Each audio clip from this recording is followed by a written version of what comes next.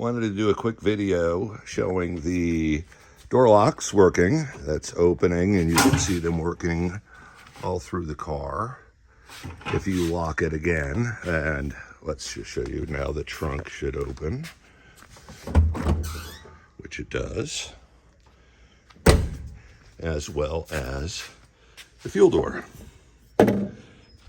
If we lock the car,